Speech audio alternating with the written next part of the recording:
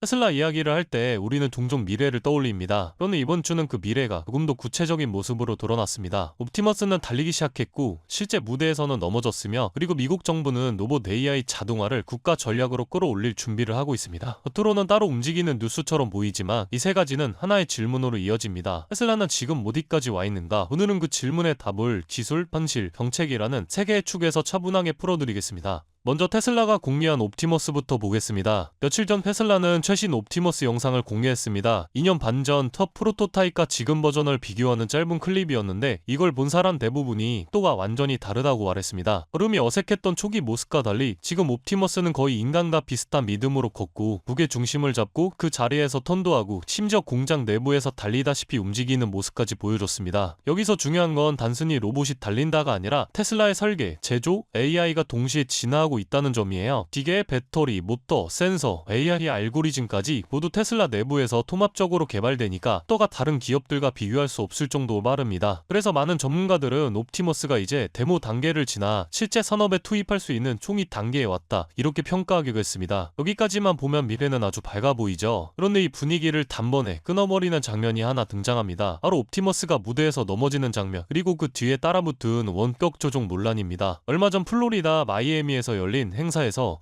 옵티머스가 관중들 앞에서 시연을 하던 중 그대로 앞으로 쓰러졌습니다. 이 애가 넘어지는 건 흔한 일일 수도 있어요. 문제는 그 직전 장면입니다. 옵티머스가 넘어지기 전에 마치 머리에서 VR 헤드셋을 벗는 듯한 동작을 했고, 일부 전문가들은 이걸 보고 이건 AI가 아니라 사람이 뒤에서 조종한 거 아니냐라는 의혹을 제기했습니다. 만약 이게 사실이라면 옵티머스는 자율 동작을 하는 로봇이 아니라 텔레 오퍼레이션, 즉 사람이 실시간으로 조종하는 로봇이라는 뜻이죠. 물론 테슬라가 공식적으로 인정한 건 아닙니다. 하지만 이 논란은 시장에 생각보다 큰 파장을 만들었습니다. 투자자들은 두 가지로 갈렸어요. 한쪽은 역시 아직 멀었다며 테슬라가 말하는 로봇의 미래와 현실은 다르다 주장과, 다른 쪽은 정반대로 넘어졌다는 건 진짜 테스트를 했다는 뜻이라고 반박했습니다. 여러분, 중요한 건 그겁니다. 지금 옵티머스는 기대와 현실이 서로 부딪히는 과도기 한가운데 서 있다는 거. 기술은 분명 달리고 있는데 아직 완벽하지 않다는 현실도 영상으로 공개된 거죠. 그리고 다음 내용이 테슬라의 이 흐름과 연결되면서 그림이 완전히 달라집니다. 바로 트럼프 행정부의 로봇 산업 육성 행정명령 소식이에요. 이미 자동차 연비 규제를 대폭 완화하겠다는 발표는 나왔죠. 그런데 그 뒤에 이어진 정책 방향이 더 중요합니다. 바로 미국 제조업을 다시 끌어올리기 위해 AI 자동화, 로봇 기술, 그리고 인간 노동을 대체할 수 있는 시스템을 국가 전략 산업으로 지정하겠다는 내용입니다. 이게 왜 중요하냐면 테슬라는 이미 자동차를 넘어서 AI, 자율주행, 로봇, 자동화 시스템을 하나의 생태계로 묶고 있는 기업입니다. 즉 트럼프의 정책 방향은 테슬라가 가고 싶은 길을 국가 단위에서 밀어주는 효과가 생깁니다. 전통 자동차 기업들은 주제 완화로 숨통이 트이고 내연기관 판매를 늘릴 수 있어 단기 호재를 받겠지만, AI, 로봇 중심 테슬라에게는 오히려 장기 전략 측면에서 굉장히 강한 바람이 불기 시작한 셈이죠. 이제 종래해보면 기술은 전진하고 시장은 불안해하고 정책은 그 사이에서 큰 그림을 다시 그리는 상황. 바로 이런 구간이 기업의 미래가 결정되는 시점입니다. 옵티머스는 아직 완성된 로봇이 아니지만 흐름을 보면 분명히 움직이고 있습니다. 기술의 속도는 빨라지고 있고 정책은 산업을 밀고 있으며, 논란은 그 과정의 마찰일 뿐이죠. 앞으로 옵티머스가 어느 속도로 성숙해갈지 시장은 이제 그걸 직접 확인해야 할 겁니다. 그렇다면 여러분들은 지금 주식 시장에서 수익을 내고 계신가요? 우리는 어떻게 해야 이런 불확실한 시장 속에서도 안정적으로 큰 수익을 얻어갈 수 있을까요? 눈에 띄는 대장주 M7 같은 종목들은 이미 너무 많이 상승한 뒤이기 때문에 앞으로는 진짜 큰 돈을 벌기 쉽지 않습니다. 진짜 기회는 그 대장주들 뒤에서 움직이는 수혜 종목에서 발생하는데요. 이런 종목들은 시가총액이 작기 때문에 비교적 소액으로도 접근이 가능하고 리스크 관리 또한 용이하죠. 즉 적은 자금으로도 큰 수익을 노릴 수 있는 구조입니다. 그런데 지금 시장을 움직이는 가장 큰 힘은 단순히 금리나 유동성이 아닙니다.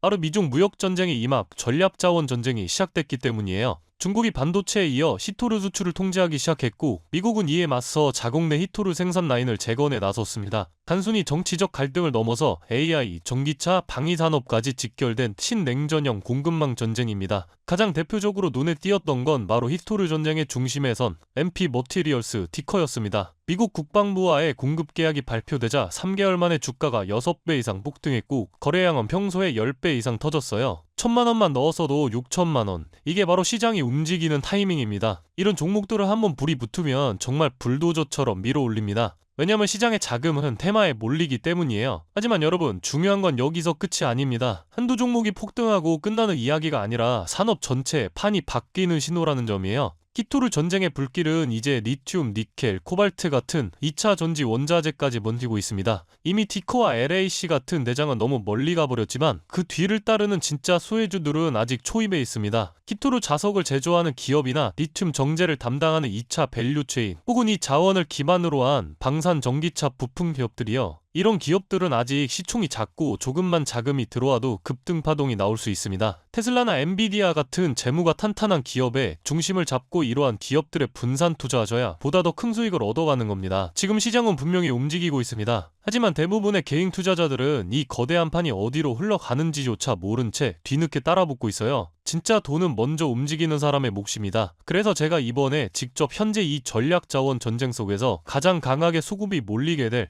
핵심 수혜 섹터와 종목 리스트를 정리해뒀습니다. 실제로 기관 자금이 들어오는 타이밍과 정부 정책 방향, 글로벌 공급망 재편 흐름까지 데이터 기반으로 정리된 PDF 자료예요. 이러한 정보도 소중한 제 구독자분들과 끝까지 영상 시청해주신 분들께만 오픈해드리도록 하겠습니다. 참여 방법은 간단합니다. 영상 아래 더보기란을 클릭하시면 파란색 링크가 하나 보이실 겁니다. 간단한 설문조사 진행해두시고 전송 버튼까지 눌러주시면 확인 후에 순차적으로 자료를 전달드리겠습니다. 절대로 금전 요구나 무조건적인 투자 권유 또한 하지 않습니다. 여러분이 시장에서 안정적으로 수익을 만들어 가시길 바라는 마음으로 준비한 자료들이에요. 꾹 가볍게 참고하시고 시장의 흐름을 직접 관망하셔도 좋습니다. 시장은 언제나 먼저 보는 사람, 먼저 움직이는 사람이 이깁니다. 지금 우리가 보고 있는 건 단순한 주가 상승이 아니라 글로벌 머니의 방향 전환이에요. 이 기회를 놓치면 다음 사이클이 올 때까지 또 몇 년을 기다려야 할지도 모릅니다. 영상이 도움되셨다면 좋아요와 구독 버튼 눌러주시고 저는 다음 영상에서 뵙도록 하겠습니다.